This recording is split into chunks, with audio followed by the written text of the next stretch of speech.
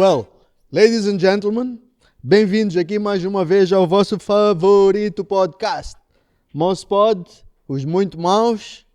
E como sempre, temos a sorte de ter aqui mais um convidado bombástico. Antes de dar mais detalhes, claramente vocês já sabem quem estará aqui pelas legendas, mas deixe-me dizer aqui, é um cara que eu conheço desde 2014. 2014, novembro de 2014, foi quando trocamos as primeiras mensagens no Facebook.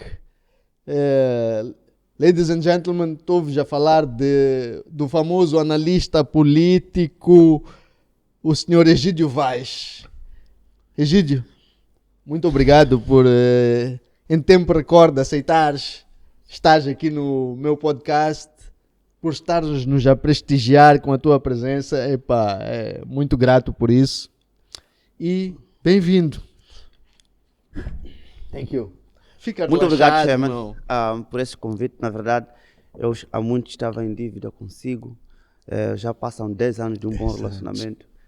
E de uma ou de outra forma tínhamos que nos encontrar, porque desde então era o nosso interesse. Não sabia claramente que estávamos tão perto um do outro, pelo menos do seu local de trabalho, vis-à-vis a minha residência. Então, é muito gosto estar aqui.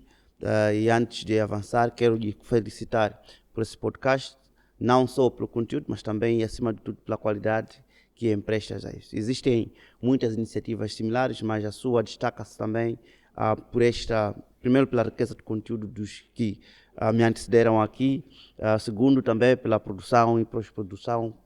É algo que leva a sério e isso é muito mais importante. Então, combinando esses dois elementos, eu quero felicitar a si e a equipa toda e desejar, já que ainda estamos no início do ano, sucesso para os anos que vêm. Muito grato, meu caro. Muito bom ouvir isso. Sim, gratificante para nós.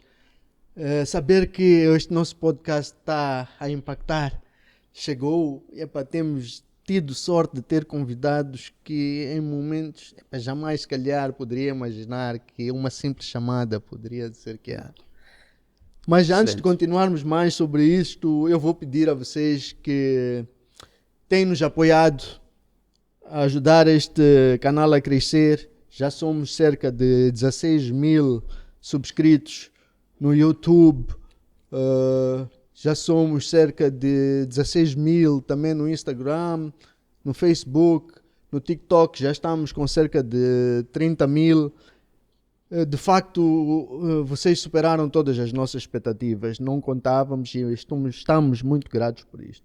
Aproveito para pedir-vos que, se ainda não subscreveram, subscrevam já o nosso canal, comentem sobre os nossos podcasts, os nossos vídeos, deixem conosco críticas construtivas, ajudem-nos a crescer, sugiram-nos convidados também e estamos aqui para tentar trazer para vós o melhor. Tenho aqui hoje o Egídio Vaz. Para eu trazer o Egídio Vaz, acreditem, não é uma coisa fácil. Não sou pessoa que tem cabedal para ter conversa com este homem. Eu sou um ignorante, entre aspas, para o conhecimento que ele detém.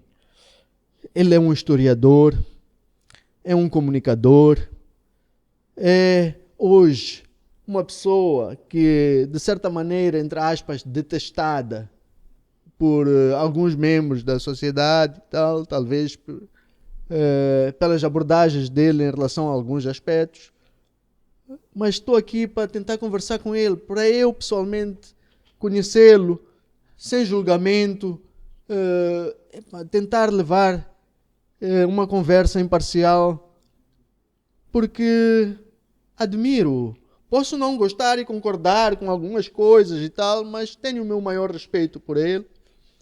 E estou a seguir tive a sorte de ter um outro político recentemente aqui no nosso podcast, que foi o senhor Venâncio Mondlane, e agradecemos também a todos. O episódio dele é um dos episódios mais vistos que nós temos aqui na nossa plataforma, e isso fez com que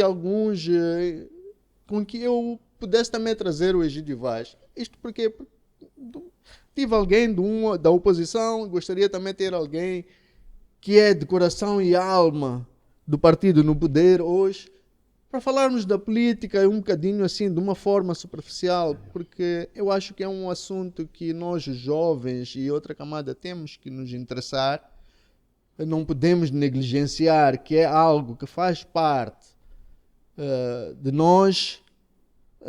O país está hoje a viver, vai estar um ano de eleições, então é importante a gente perceber algumas coisas e já falei muito, vais, é contigo, Exato, mano. Chairman. Não, eu só um breve comentário em relação ao que acabou de afirmar e acho que vou ter que começar mesmo por expressar a minha opinião diferente. Sim, Eu não me sinto odiado, eu me sinto acarinhado por quase todos. E obviamente que as expressões, essas sim, vêm de uma ou de outra forma. E temos dois mundos, ok? Eu como comunicólogo, estudioso de comunicação, mas também como alguém que calculeia esse país até lá onde é perigoso. Tenho visto e contactado as pessoas que nutrem um bom carinho, mostram e demonstram que estão a acompanhar o que eu digo e os meus pensamentos. Alguns gostam, outros não, mesmo assim toleram. Portanto, existe um mundo virtual, existe um mundo real. Existe uma diferença entre a predisposição que nós temos para podermos verbalizar o que é que nos vai na alma no mundo virtual, que é quase diferente da predisposição que nós temos quando nós estamos a encarar de frente a pessoa. Certamente. E esta comunicação virtual veio, digamos assim, a empoderar aqueles que, de outra forma, não seriam capazes de poder exercer, digamos assim, este direito à opinião. De uma ou de outra maneira, eu uso as redes sociais para vários fins, mas quero destacar aqui 3. Certo. O primeiro fim é o termômetro. Termômetro. Sim, portanto, termômetro, podemos dizer termômetro, Para para sentir medir, para sentir... Qual é a palpitação? Exatamente. A situação, o calor, o humor das pessoas para com a vida. Portanto, eu vejo o que uns escrevem, vejo inclusive as reações ao que eu escrevo, vejo o debate que surge, porque as redes sociais é um espaço vasto. Então, eu faço, pelo menos no meu mural, como um experimento social. Okay. Então, quando eu vejo, por exemplo, eu coloco uma opinião e vejo um negativismo ou vejo algum positivismo, eu consigo ajustar ao que é real. E, portanto, muitas das vezes é o contrário daquilo que as pessoas estão a verbalizar. Então, isto eu uso isso para esse tipo de... para sentir como Exatamente. O segundo, o objetivo também é para aprender, porque para além do Wikipedia e outras enciclopédias, esta oportunidade de interagir com as pessoas que nem conheço, eu aprendo de graça com o conhecimento que passa por ali. O terceiro objetivo é para eu me próprio treinar-me na paciência e para ser mais democrata. Ou seja, poder ver uma opinião contrária e eu não apagar ou não ir bloquear a pessoa. Isso é muito importante. Mas esta é uma dimensão muito mais pedagógica a que todos devem ter consciência de que eu tenho que exercer esta prática, tenho que exercer este comportamento para me cultivar. Porque, de outra forma, as redes sociais são responsáveis pela polarização social. O que significa polarização social? Polarização social é quando as pessoas procuram se associar ou estar envolvidas em um grupo de opiniões que satisfaçam suas crenças só. E isso é possível. Aliás, é a coisa mais fácil. Se eu estou num grupo onde estão a escrever coisas que eu não gosto, estou livre em sair e me associar apenas com pessoas que São da mesma concordam opinião que minha. Então, a questão que se coloca é: isso faz-me crescer? Eu acho que não me faz só crescer. Ali há riqueza, aí não há riqueza. A riqueza vem justamente da diferença de opiniões. E isto faz com que as minhas crenças sejam interrogadas. E a interrogação das crenças, se eu tiver dúvidas, então preciso de buscar mais conhecimento para reforçar e melhores argumentos, mas também, se a interrogação for consequente, eu posso abandonar para abraçar outras, eventualmente, crenças, pensamentos. Quer dizer, há vantagens das redes sociais, para mim, é esta. É por isso que quando me questionava por que eu era, aliás, se eu era ou não odiado, eu digo que não, é a expressão das pessoas, algumas das quais nem me conhecem, mas quando eu exponho fisicamente, é totalmente diferente. Homens que detêm dom da palavra, tá vendo? Falou, mano. Epa, e a gente só fica aqui a ouvir música, parece sinfonia. Olha, há uma grande evidência que, para mim, é que se as pessoas detestam nas redes sociais, temos aquela facilidade de fazer desconectar. Desconectar, sim. Simplesmente isso, né? Mas não, é o contrário. Dia após dia, os números de seguidores crescem. E nem que seja para virem injuriar-me. Eu costumo dizer, mas se a minha página, as minhas redes sociais, serve para desabafar, então sinta essa vontade. Sinta essa vontade.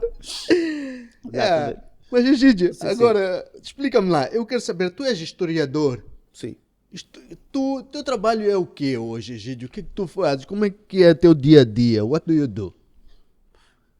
Como historiador, como isto entra, como tu fazes aquilo que tu fazes? Explica-me. Okay. Excelente. Eu sou consultor de comunicação já há 20 anos. Já passei da fase de consultor, sou estratega de comunicação há 20 anos. Portanto, o historiador, eu considero-me historiador, é aquela coisa. Eu sou licenciado em História, mas os outros estudos pós-graduação, mestrado lá, é comunicação mesmo. Mas gosto de me sentir historiador porque esta licenciatura vale-me muito mais, inclusive para eu brilhar noutras esferas, como a consultoria política, consultoria de comunicação institucional e mesmo para outras coisas. Porque a história é um curso, pelo menos a história que eu estudei, o curso que eu fiz, porque não quero responder pelos outros. É um curso completo e que dá contexto e que dá sentido a todas as áreas das ciências sociais, inclusive ao direito. Se não conheces o povo a quem quer servir, então você é um impostor. Vai começar a inventar soluções que não têm eventualmente a praticidade, a prática, não é?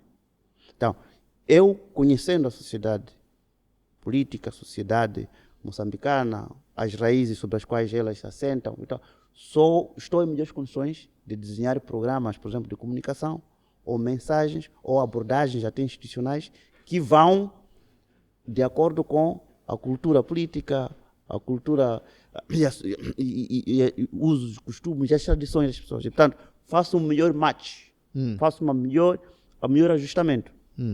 Ok? É por isso, muitas das vezes, quando eu vejo alguns consultores, por mais estratégias que sejam, vindo de outras paragens para vir para aqui, e trazem as ditas soluções pré-fabricadas, os mais inteligentes chamam os locais para fazer algumas perguntas que é para ajustar ao contexto, o contexto de estudo. Para confirmar, não é? Para confirmar e para ajustar as mensagens e as abordagens ao contexto. Porque existe algo que faz, que é contextual e que comunica. Vou dar um exemplo. Estás na área da marketing também. A Heineken passa a publicidade. Antes de instalar a fábrica, ou antes, ela faz um estudo para oferecer um produto não totalmente diferente, mas que é contextualmente apreciado. É por isso que não existe uma única Heineken. Quem fala da Heineken também fala da Coca-Cola. Eu estive tanto em Amsterdã, na fábrica da Heineken, como em Atlanta, que é a sede da Coca-Cola. Em Atlanta tem mais de 100 sabores da mesma Coca-Cola. A indiana é um pouco mais agre. A malauiana está cheia de gás, tanto mais que algumas igrejas no Malawi proíbem tomar Coca-Cola, diz aquilo engrossa. Em Moçambique, eventualmente, provavelmente é a das mais fracas. A sul-africana é mais doce. Yeah. E por aí em diante. E tu provaste esse tudo? Eu tive tempo para ir um pouco. Eu pensei que fosse coisas, às vezes, da minha cabeça. Um gajo sente Coca-Cola da África do Sul sabe diferente. Exatamente. Mas este é o resultado dos estudos sobre as preferências de sabores do povo. Então, é preciso ajustar. É o mesmo que eu digo, que o que me vale para a história é justamente eu acomodo essas particularidades locais ao que eu tento oferecer como serviços de consultoria estratégica em comunicação. Mas hoje, tu estás mais ligado, abraçado à área da política? Não. Não? Não. Eu trabalho mesmo, tenho um trabalho concreto que eu faço dia a dia. Agora, o que eu faço, por exemplo, nas redes sociais, é partilhar um pouco da minha experiência, da minha visão política sobre as coisas. Obviamente que sendo e estando associado a um partido político, os deveres de membro e deveres de militância me obrigam sempre a defender e promover a instituição política a que pertenço, os seus dirigentes e a sua narrativa. Olha, isto é estatutário. Isto? É estatutário. Vê nos estatutos os deveres de militância, os deveres de membro, como um membro de um partido político deve. Está na Renamo, está no MDM, está no Partido Frelimo, está lá. Então, quando vejo as pessoas a darem nomes e tal, eu digo, não, isso é falta de maturidade política. Até porque, mesmo no Alcorão, mesmo na Bíblia Sagrada, no Torá, a principal recomendação para os críticos é elogiar em público, critica em privado. Critica em privado. E como é que alguém diz que quer criticar as instituições a que pertence em público? Obviamente que está a ajudar a pauperizar, está a ajudar a desacreditar a instituição a que ele próprio pertence. É como cerrar o ramo em que está sentado. Vai cair com o ramo junto, não é? Mas sempre foi assim?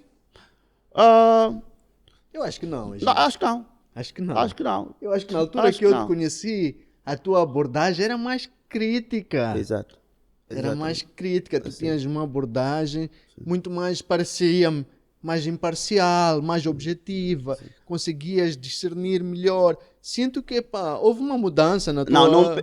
Não perdi o discernimento. Como qualquer ser humano e qualquer profissional passa por várias fases de iniciação, de crescimento e de maturidade. Bem, okay. Eu sou estratega de comunicação. O que significa isso, estratega de comunicação? Bom, sinto-me que já tenho maturidade suficiente. Eu conheço melhor a minha missão nesse momento. A minha missão é oferecer soluções a quem precisa. Então, já não estou aqui a fazer as coisas como um ato de sacerdócio. Não. Ora, a crítica... Houve uma fase em que também buscava conhecer o meu ser. Fidel Castro e todos esses homens, senhores da esquerda, costumam-se dizer que um jovem que não é crítico é uma contradição natural. Não pode. Um jovem tem que ser crítico, tem que questionar. Esta é uma fase própria e encoraja-se, porque as críticas vão buscar as respostas. Sim. Houve essa fase, mas não era imparcial, porque eventualmente o que eu dizia beneficiava alguém. A partir do momento que beneficia alguém, não é imparcial. Sim. Em política existe um princípio, mas é um princípio matreiro, diz assim. Matreiro? Matreiro, sim. É traiçoeiro. disse assim, se estás numa sociedade política, olhares à sua volta e perceberes que não está a usar ninguém, então você é que está sendo usado.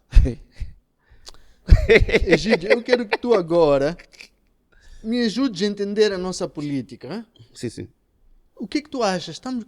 O estágio em que nós estamos neste momento, Moçambique agora, vamos já, estas eleições que vêm agora é o quê? As sextas eleições, é isso. Como é que tu vês, do ponto de vista de historiador, do ponto de vista de cidadão, do ponto de vista, de um gajo que quer o bem? Yeah.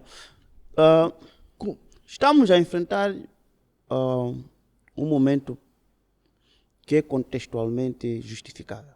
Estamos numa transformação, num processo de maturação. Processo de? Maturação. Maturidade, crescimento. Sim, vai perceber que nós alcançamos a independência em 75, mas logo 2 anos depois entramos em guerra e alcançamos a paz em 1992. E as primeiras eleições democráticas acontecem em 1999 e 30 anos depois, de 2024. 94.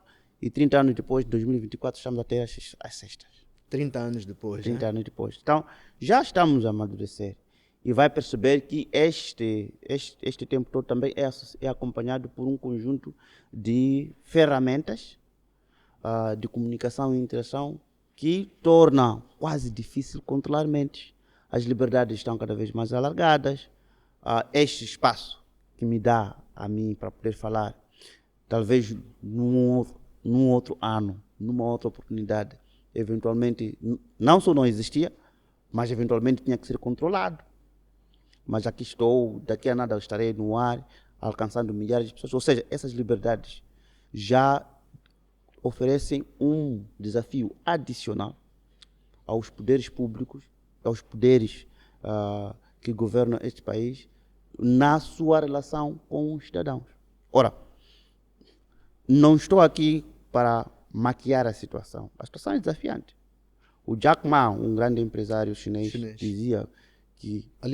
Alibaba, sim. Hoje a situação está difícil. Amanhã será pior. A única coisa que nós podemos nos fazermos hoje é prepararmos para os desafios de amanhã.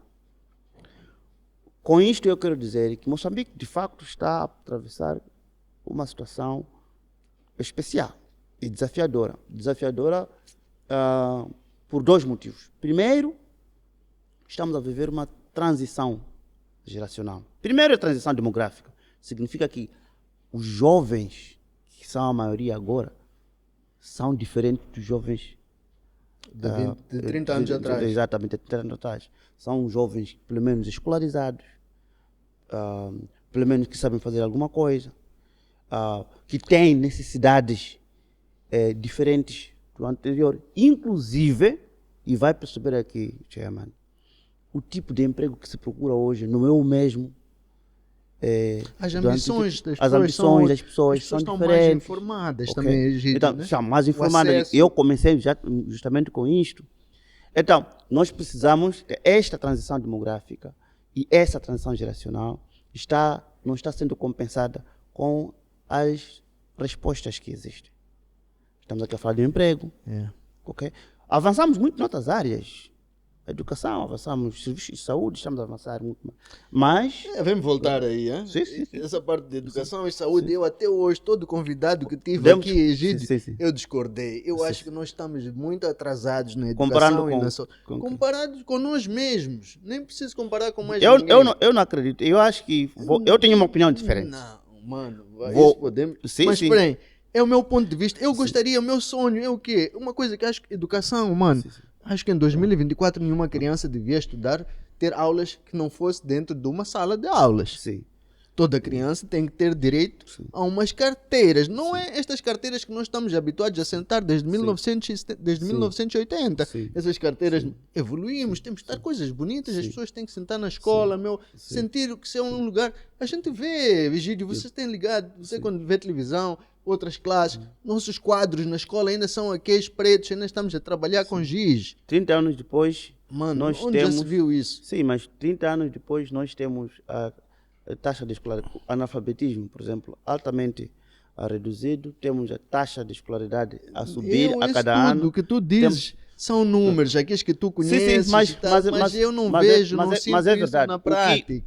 O que concordo consigo, e eu tenho opinião diferente dele, eu concordo consigo que merecíamos mais e melhor, portanto, Claro. estamos aqui a falar de qualidade, mas que há avanços, não há dúvida. Agora, podemos aqui a falar de qualidade, que poderia melhorar, podemos aqui falar em todos os serviços públicos, podemos falar, mas que há avanços, Deixa de dar um contexto. Não, estes avanços que tu dizes, no meu ponto de vista, são avanços em números. Em estilo, ok, hoje construí mais uma escola aqui, amanhã construí mais uma escola ali, amanhã construí um posto de saúde aqui. Sim. Mas aquilo não está apetrechado como poderia estar. Sim, aí mas onde peca, no meu ponto de vista. Sim, mas nós estamos hoje, olha, com licença, vou à Esquadra, por exemplo, Esquadra, a cidade de Maputo. Hein? Mano, qual é o feeling que tu tens quando entras numa esquadra, Egídio? Tu já foste, já sentiste lá? As pessoas ali nem têm computadores como deve ser. É um computador que é partilhado por 5 agentes ou 6 que estão ali. Sim. São serviços difíceis de aceitar. Estamos a sair de uma esquadra que não tinha nada, tinha caneta e papel. Depois evoluímos para a máquina de datilografar e agora estamos a ir para um computador. Ainda é PC, nem é laptop. Ainda é PC. Ainda nem é laptop. Se calhar nem é tablet. Mas antes disso estamos a sair de uma situação onde não havia esquadra. Deixa eu só contar uma coisa, só para as pessoas. Também desculpa, eu vou te interromper um bocado. Não, eu converso. É um pequeno assim. Sim. Eu entendo tudo. Não só está no direito. Justificação, tudo todos. Bem. Eu o meu ponto é simplesmente este. Por exemplo, estamos a falar de 94 a 2024. 30 anos de governação em termos de democracia. Vamos lá ver. Exatamente. E nesses 30 anos, Egídio, ainda estamos a sentar nas mesmas carteiras. Sim. Isso vai durar por mais 30 anos. Sim, mas aqui está, Chairman. Estamos a sentar nas mesmas carteiras num sítio e outros sítios estão a ter pela primeira vez carteiras. Estás a ver? Então, ainda pela primeira vez. Sim. É uma jornada que o colonialismo português não conseguiu fazer em quase 200 anos da colonização direta. 30 anos. Então tem que perceber que nós, quando estamos aqui a falar da qualidade de carteira, ou qualidade de estrada, ou qualidade de água, noutras zonas, esta água está a chegar agora. É verdade que o normal era que chegasse ao mesmo tempo, porque a todos assiste o direito. Mas o Estado, o governo, o nosso país tem problemas concretos aos quais também precisamos de olhar como elementos ponderadores. Nós temos, vou contar uma história como o Lourenço Marques. Temos histórias bonitas de que no Lourenço Marques as coisas estavam bonitas, havia jardim, sim, mas vou contar uma história. Aqui, durante o tempo colonial, os pretos ficavam nos bairros de Madeira 5, quando acordasse, entravam para a cidade, para limpar a cidade, para servir.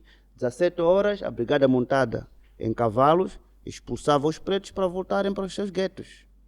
Isso era colonialismo mesmo. Isso era colonialismo. Então, quando dizemos que as coisas eram melhores, temos que trazer o contexto. Chegamos à independência, saímos de Xamanculo e de outros bairros suburbanos, fomos ocupar as casas. Sem, eventualmente, e vivemos lá.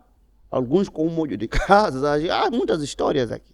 Há muitas histórias. Bonitas, de que há um pai do meu amigo recusou uma casa grande porque dizia que, olha, eu não quero, a casa é muito grande, eu estou com o meu filho e a minha mulher. Então, estava por causa de uma casa pequena na altura.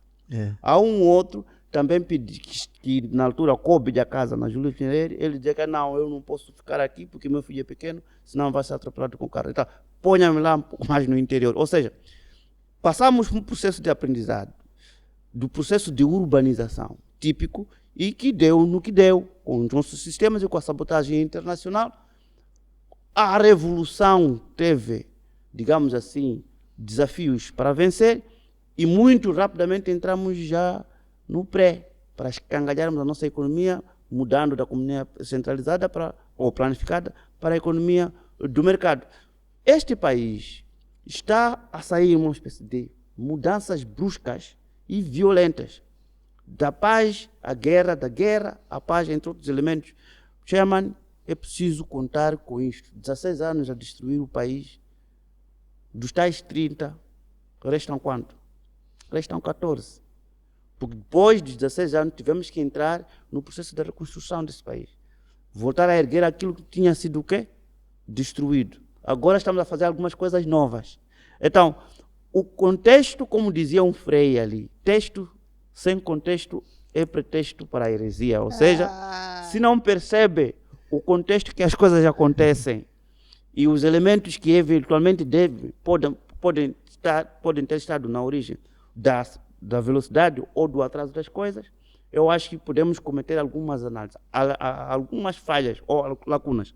Mas eu não quero negar a ninguém o direito de assistir, de pedir mais. É típico. Eu também quero mais.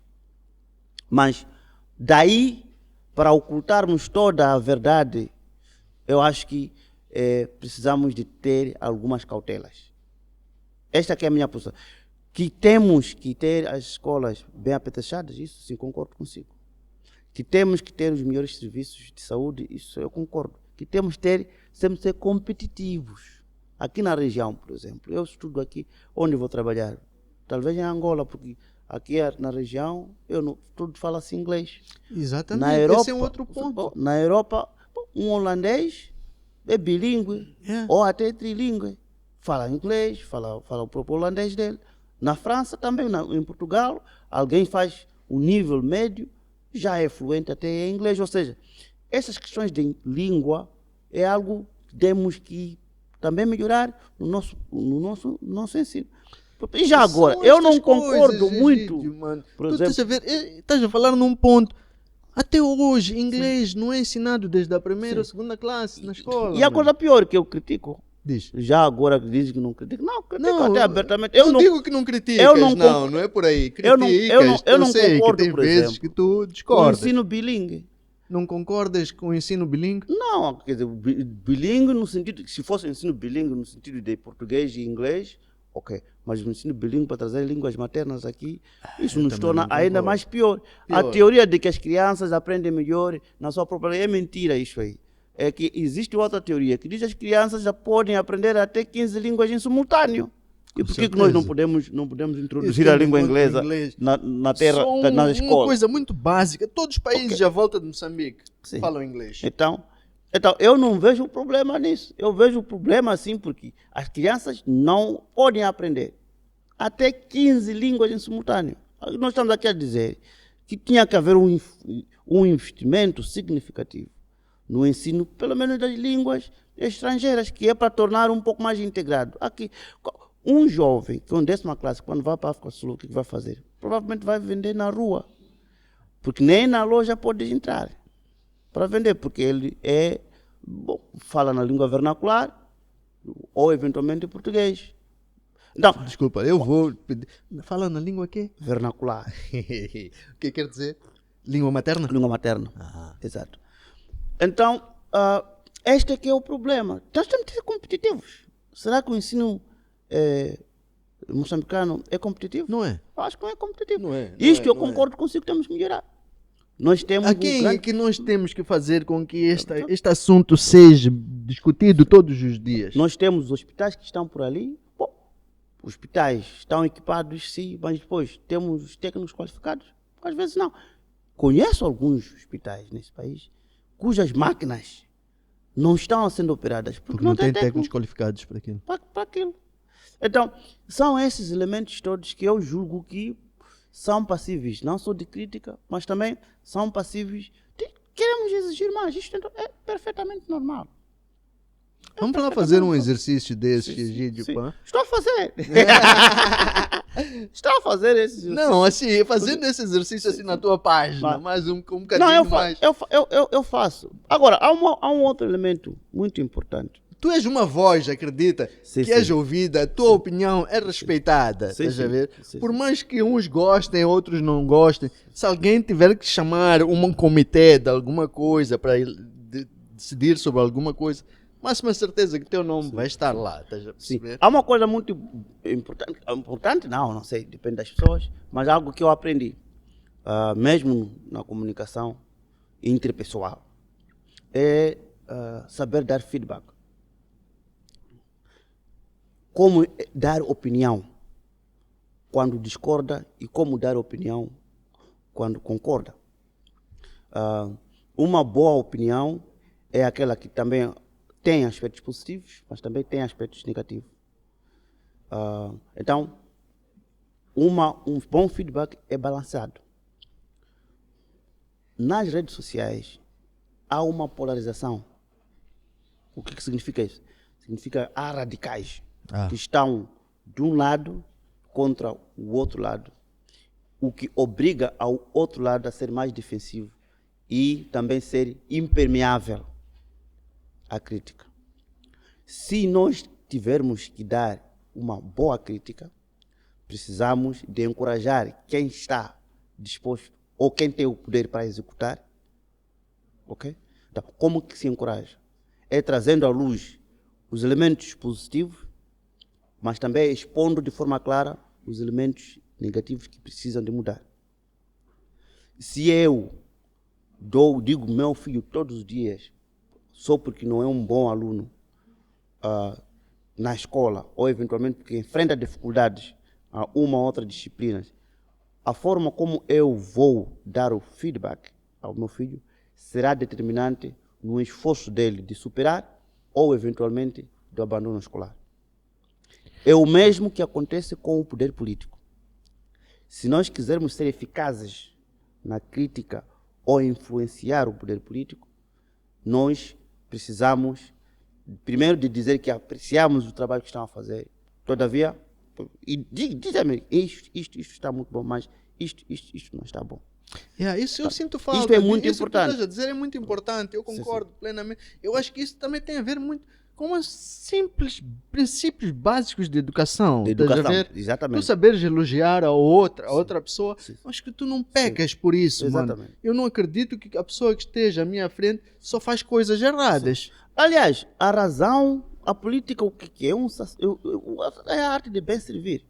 Todos esses partidos políticos... A política, em teoria, deveria ser isso. A arte de bem servir, mas na prática não é bem assim. Para aí que está. Mas quando eles vão encontrar-se com o povo, eles dizem, mesmo, digamos até, vamos dar o próprio exemplo do Filipe. Para que escrevem manifesto? Manifesto é uma espécie de compromisso onde o partido se dispõe a trabalhar para o povo, para o seu bem-estar, não é isso? O manifesto político. O manifesto. Ora, isto deixa implícito o quê? Deixa implícito de que o que aconteceu até agora, o que nós fizemos não é suficiente. Claro, nunca será. E logo, se existe esta presunção de que o que fizemos até agora não é suficiente, logo é passível de crítica. Ou seja, ao longo dos exercícios anteriores cometeram-se erros, pois não? Que estão disponíveis a melhorar, não é assim? E logo a crítica é bem-vinda, não é assim? Em teoria, tudo isso. Então, mas temos que praticar. Mas é difícil. Eu tenho uma coisa que diz que na prática a teoria é outra. Sim. Não é fácil tu executares, praticares. Temos que praticar. Nós temos que praticar. E o que eu julgo que muitos não se esforçam é procurar compreender um pouco. E este aqui é o paradoxo da internet. Qual é o paradoxo? Bom, a informação, grande parte da informação disponível está ali para te educar, para fazer negócios, para melhorar a sua língua, para aprender outras línguas, para aprender outras habilidades. E o que o jovem o que o jovem procura no YouTube? Bom, eventualmente, se não for filmes pornográficos, eróticos e outras coisas, na internet, no Facebook e tal, se não está a colocar fotografias, eventualmente está a insultar, fofoquinhas, está a fazer fofoquinhas. Portanto, há um abraço ao supérfluo, quando na verdade a própria internet é uma grande fonte para a educação, inclusive para fazer dinheiro. Certamente. Percebe? Então, julgo que há que incentivarmos a nossa juventude. Claramente, eu até acho que exatamente usar essas ferramentas para aprender um pouco até sobre o seu país.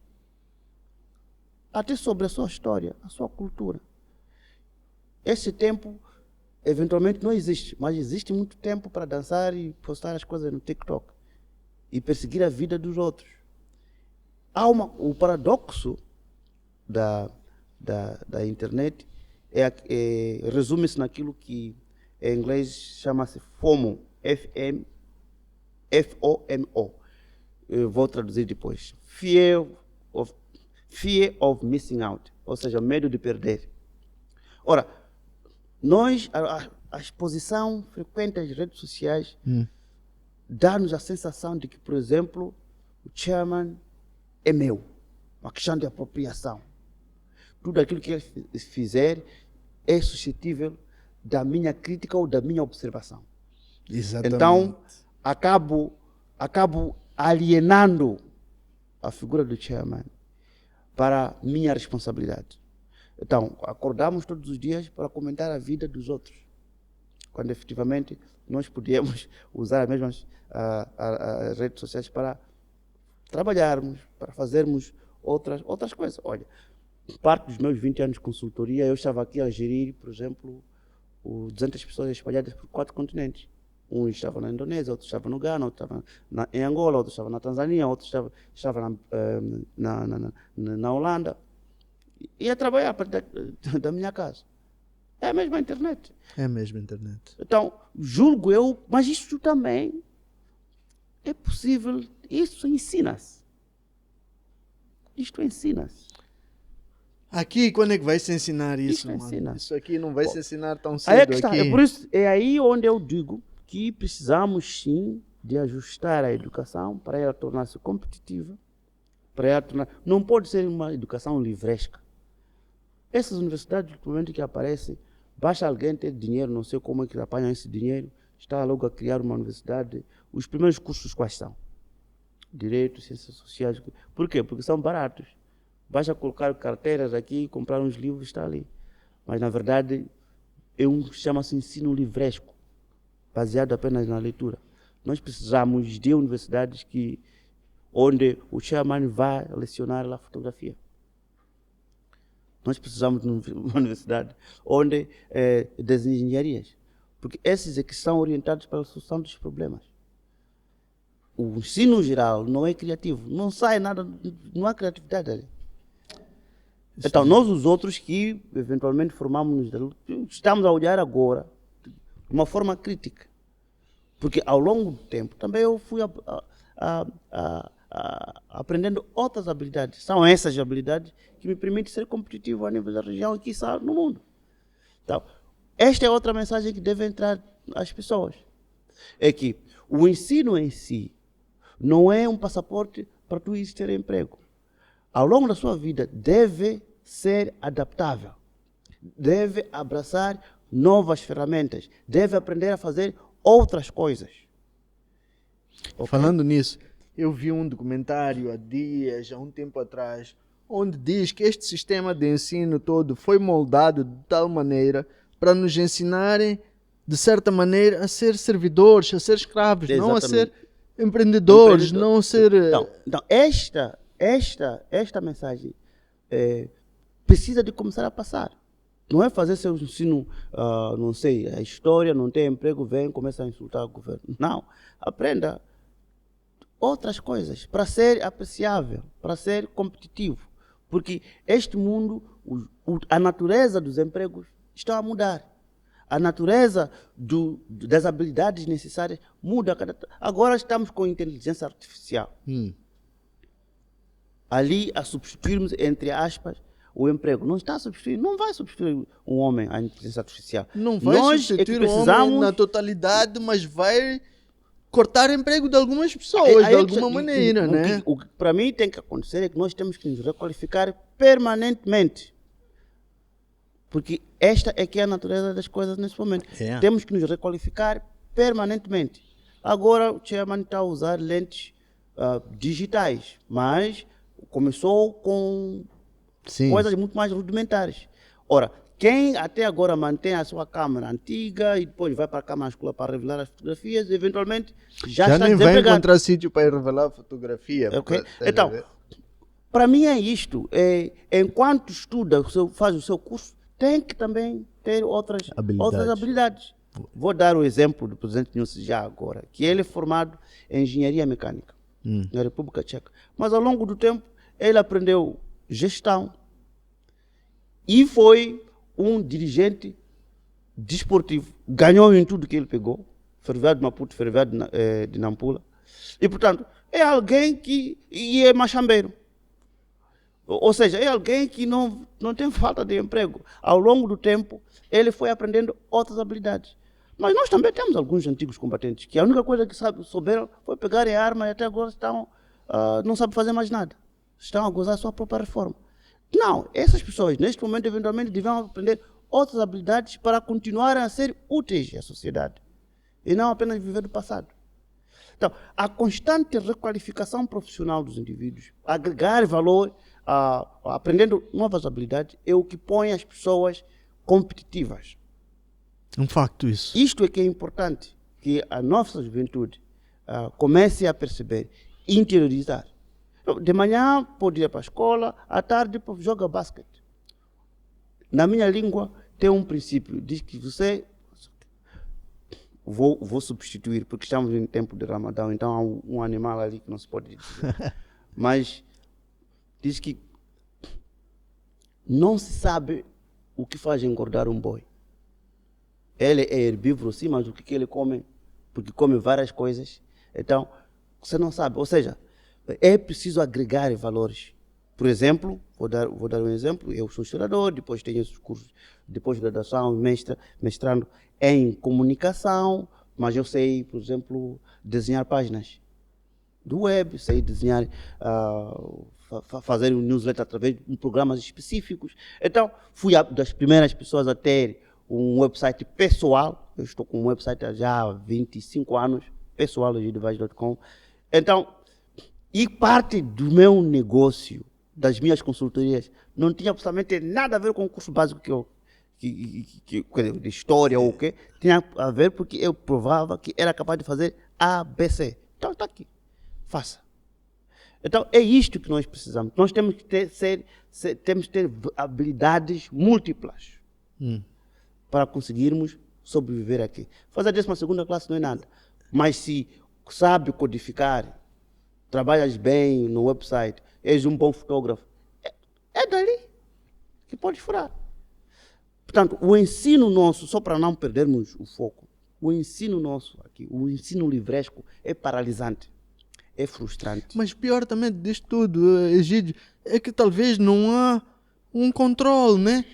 Falas disto assim de uma forma que sabes que hoje este ensino livresco existe, amanhã vai existir, depois da manhã vai continuar. Concordo consigo que não haja controle. Recentemente e estamos a contribuir para uma má educação. Sim. E frustração, porque as pessoas investem ou pensam que estão a investir numa coisa e depois chega no fim, não é competitivo e isso leva a frustração. Recentemente houve esse escândalo em um curso de enfermagem, não sei o quê, que fazia via online. Mas como é que se forma enfermeiro à distância? É algo absurdo. Como é que só para concordar consigo que há falta de alguma fiscalização aqui. Essas coisas que nós temos que fazer mudar, estás a perceber? Acho que vocês são as pessoas que têm estas capacidades. Não somos nós todos. Sabe, esse Estado ouve. Esse Estado reflete também. Mas também este mesmo Estado, para fazer as coisas melhores, precisa do nosso apoio. E é aí onde eu digo que precisamos também. Há assuntos que nós podemos discordar em termos de política, mas há assuntos de cariz nacional em torno das quais nós todos não deve haver nenhum tipo de dúvida, de discordância. Não. Que Moçambique deve continuar, como Moçambique nessas fronteiras deve continuar. Que Moçambique está sendo atacado na sua soberania. O terrorista está atacado. Que é necessário atacar esse que nos ataca. Eu acho que não deve haver um consenso absoluto. Agora, como fazemos? Aqui podemos discordar. Mas agora, quando aparecem pessoas que simplesmente não querem, é tudo crítica e não sabem. Olha, nós temos exército, temos a polícia, temos outros ramos de defesa e segurança que precisam também de ser moralizados. Então, quando nós começamos a a chincalhar as pessoas que dão o melhor de si, que é as suas próprias vidas, para nos defender. Então, eu julgo que alguma coisa está mal. Não sei se está a perceber. Percebo. Existe muita coisa criticável, mas existem algumas coisas fundamentais sobre as quais não deve haver nenhum tipo de crítica. Nós temos que existir como nação nessas nossas fronteiras, temos que nos defender contra os invasores e todos aqueles que nos querem fazer mal. Precisamos de apoiar o nosso governo com ideias claras. Quando começou aqui esse podcast, apelou que as pessoas fizessem suas críticas construtivas. Não foi de graça que eu disse. Porque existem também críticas destrutivas. Muito. Dos moralizadores. Quando pediu que fosse uma crítica construtiva, é porque está interessado em ver o que de mal ou o que pode ser melhorado, mas também está à espera de ver o que está a fazer de melhor. Porque o que está a acontecer de melhor é a sua força motriz para corrigir ou melhorar o que é que, eventualmente, ainda está aquém das expectativas do nosso setor. Nós precisamos ter essas forças. Isso aí, estás a dizer, é fácil talvez acontecer aqui numa esfera pública, onde eu e tu podemos discutir tudo isto aqui, este pessoal, tal. É fácil no meu entender, mas o que me preocupa, por exemplo, acaba como aqui estes assuntos são discutidos no Parlamento, não é? Quando há para manter, é onde esses assuntos são discutidos. Posso estar errado, mas deve haver outros fóruns, outras coisas. Este é um fórum deliberativo muito importante. Mas no final as coisas grandes, isso tudo, coisas que acabaste de falar sobre soberania, defesa, guerra, essas coisas todas, é tudo discutido lá. Entra lá no assunto. Só o simples fato de já termos ali uma bancada com um número maioritário deixa logo de antemão qualquer coisa que entra já quase sem chance. Estás a entender onde quero chegar? Uhum. Que se eu ver com uma proposta de isto, talvez só pelo simples fato de eu já ser da oposição ou de já vir com um discurso daqueles que eu sou sempre destrutivo, ou que vocês, ou que o partido atual já tem, né, também, de certa forma mentalizada que para nós só podemos obstruir tudo que vem daquele lado, fica já condicionado. Uhum. E isso é que talvez baralha toda. Por quê? Porque esses assuntos, quando não são, no meu entender, eu sou leigo, não tenho competência nem nada, mas estou a falar aquilo que sinto. É isso mesmo. E logo que esses assuntos, quando não são bem discutidos lá dentro, já vem aqui para a internet, já vem a opinião deste, já vem a opinião daquele, já é transformado numa outra coisa que parece que tu vais dizer que é sujo, é podre. Bom, o que acabou de dizer é o que, quanto a mim, é a imagem que se tem do Parlamento. É a imagem que se tem do Parlamento. Bancadas polarizadas, onde mutuamente se desqualificam e onde a bancada maioritária usa a ditadura de voto para fazer passar ou impor a sua. Eu julgo que quem tem a responsabilidade dessa imagem é o Parlamento. É o Parlamento porque, para além disso, aqueles são pessoas, são 250 pais de família. Aqueles são amigos. Aqueles conversam em comissões especializadas. Aqueles conversam e chegam a consenso em comissões especializadas, comissão permanente, comissões ad hoc.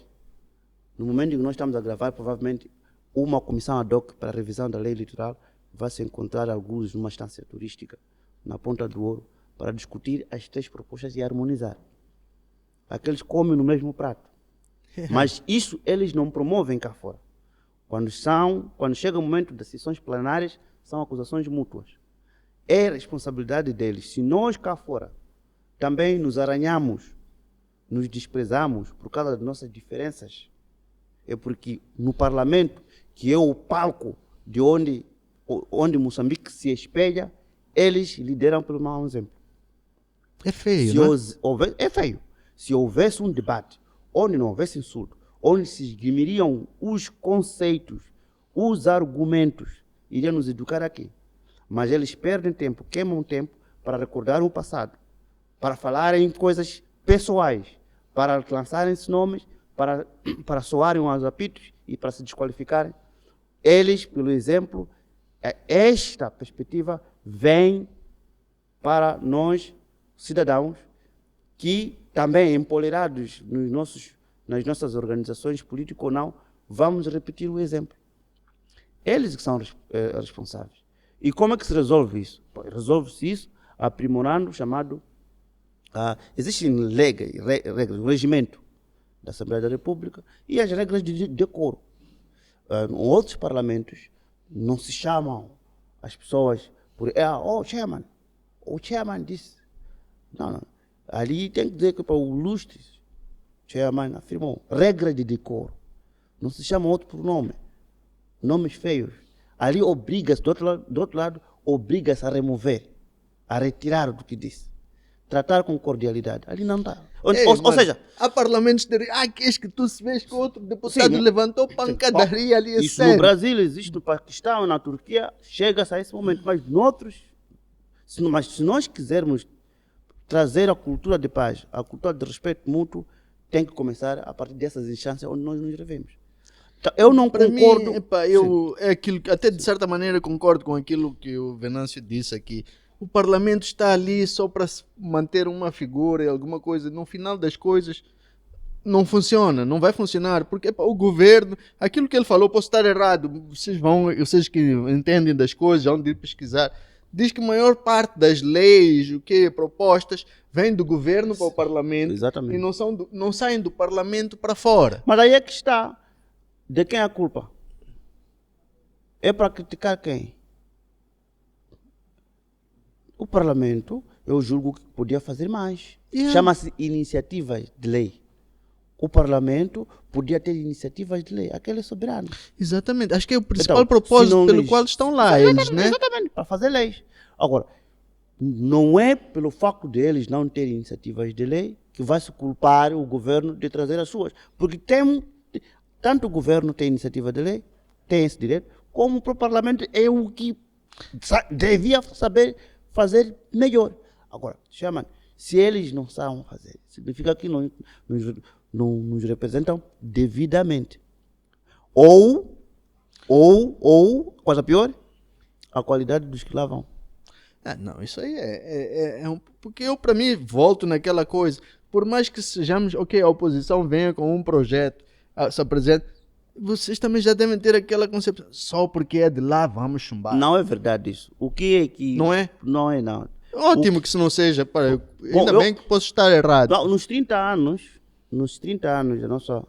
da nossa democracia, a Renamo, todas as iniciativas de lei que a Renamo submeteu... E outro partido também, não vamos focar, vamos falar de todos. Mesmo MDM, mesmo na altura da Renamo União Eleitoral, ou na altura da União Eleitoral, no primeiro parlamento, na primeira legislatura, todas as iniciativas tinham a ver com a partilha do poder. Não existiu isso que nós aqui estamos a falar, não existiu a iniciativa de, por exemplo, a iniciativa para como redistribuir bem os recursos naturais, como melhorar a captação da receita, como melhorar a qualidade do ensino, como melhorar ou regrar a atividade, por exemplo, das farmácias, como regular a atividade do setor de saúde, que é uma bagunça, como regular, por exemplo, a tributação em Moçambique, porque uma universidade aqui em Moçambique paga impostos como se fosse também um supermercado. Mas uma universidade ou um estabelecimento de ensino é uma que presta serviços relevantes. Então, essas coisas não estão sendo reguladas. Os deputados podem fazer isso. Eu desafio a trazer, mesmo um outro podcast em que eu não esteja, não existe absolutamente nenhuma iniciativa de lei virada para o povo moçambicano que esses partidos todos trouxeram. Está a falar sério? Estou a falar sério. Desde os 30 anos. Tudo tinha a ver com partilha do poder, lei eleitoral. A cada 5 anos, neste momento estão a sentar de novo, porque tem umas outras ideias inovadoras sobre como maximizar as chances da vitória e eventualmente diminuir a fraude. É só isso que eles fazem. Ei. É só isso, não tem absolutamente nada mais. Repare que eu disse aqui coisas concretas. A atividade da farmácia, como que é regularizada? tem umas regras muito estranhas, que, por exemplo, a cada 100 metros, num bairro de 6 mil pessoas não pode existir 2 farmácias, essas coisas todas. Tudo, por que não podem existir 2 farmácias? A atividade, a tributação das instituições de ensino. Por que uma escola ou uma universidade tem que pagar o mesmo imposto como se fosse um time? Uma empresa. Ou uma empresa com fins lucrativos dessa maneira, sei lá. Que é fins lucrativos, sim, mas também presta um serviço social relevante. Que devia ser beneficiado, né? Exatamente. O Estado está sendo ajudado na sua missão de prover serviços. Então, essas coisas, onde é que está a lei para trazer alguma justiça nisto? Na tributação. Eu estou a dar alguns exemplos. Serviços de saúde, serviço de saúde privado. Quais são as garantias? Não há nenhuma legislação assim. Você decide, por exemplo, internar num hospital privado aqui, qualquer. Quando eles decidem, este aqui já não há de morrer, vão transferir para o hospital central. Por quê? Duas coisas. Número 1, não tem morgue. Eles. E número 2, querem se livrar. Eu desci. Mas depois já de virar fatura. A não ser que mora instantaneamente lá e depois, mesmo assim, carrega para o outro lado. O que eu estou a dizer isso? Essa atividade, esses serviços de saúde, como é que estão sendo geridos? É sobre isso que também, se existem partidos que dizem que estão atentos ao bem-estar do povo, que devem legislar. Mas o que eles trazem sempre é partilha do poder. Eu, infelizmente, não tenho argumentos para trazer aqui, para refutar alguma coisa. Estou a ouvir, estou a aprender, estou a ouvir aquilo que é a tua experiência a dizer em relação a isso e espanta-me saber que, no final as coisas estão assim, estás a ver? Sim. Parece que há. Também é aquela coisa que penso, sim, aqueles deputados, quando for para discutir isto tudo ali, vão se debater, mas quando for para discutir regalias deles ali dentro, estão todos de acordo ali. Sim. Eles estão muito bem de acordo. Estão muito bem de acordo. Ainda lamentam.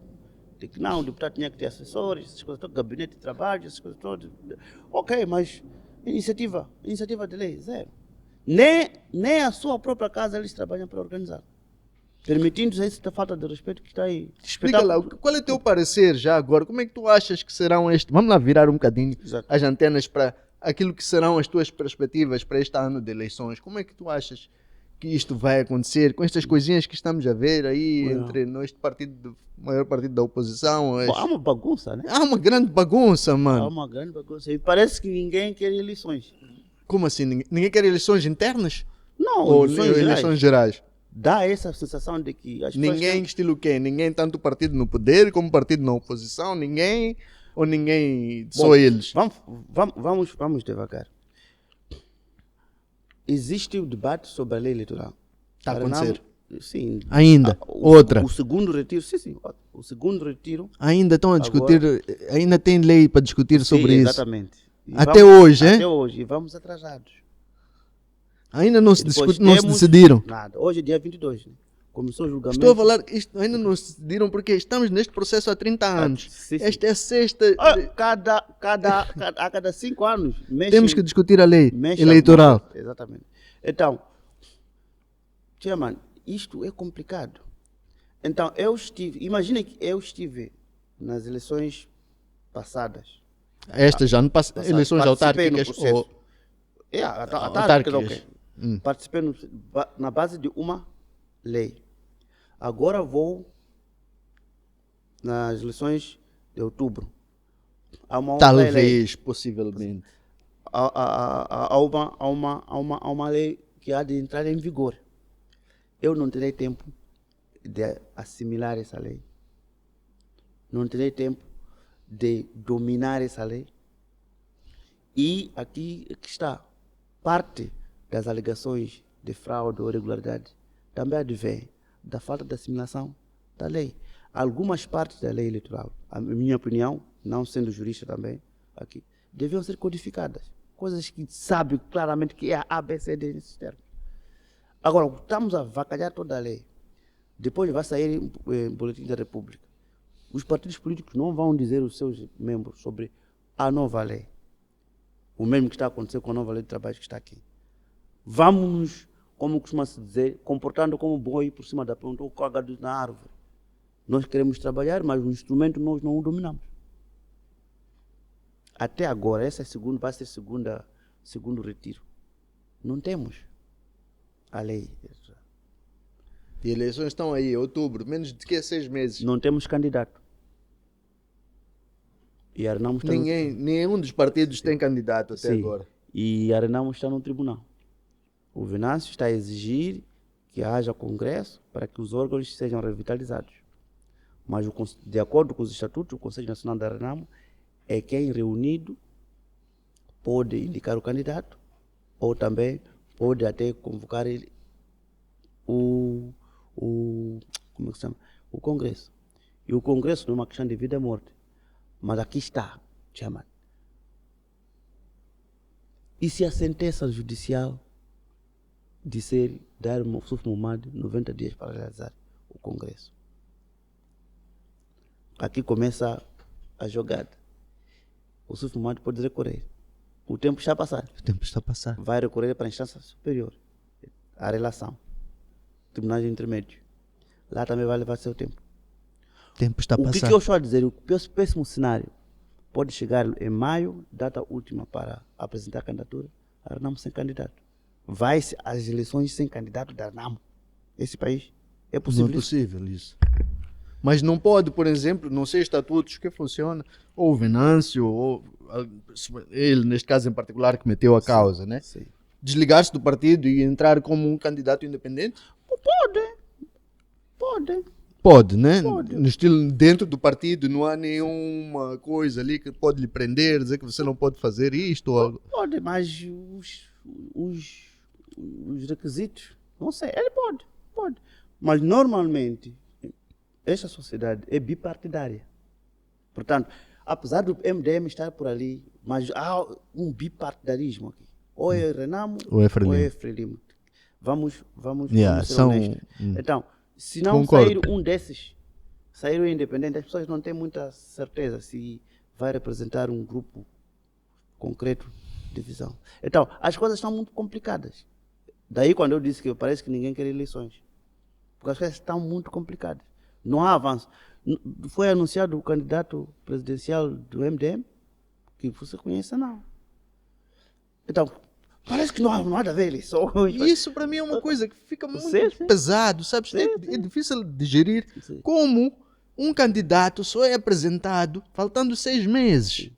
Então, Em qualquer dos casos, mesmo nas eleições autárquicas, Sim. o próprio atual edil foi apresentado faltando... Sim. E para mim, sinceramente falando, apesar dos... Até aproveito a oportunidade para parabenizar pelo maravilhoso trabalho que está a fazer. Mas era uma figura que eu desconhecia. Sim. Estás a perceber?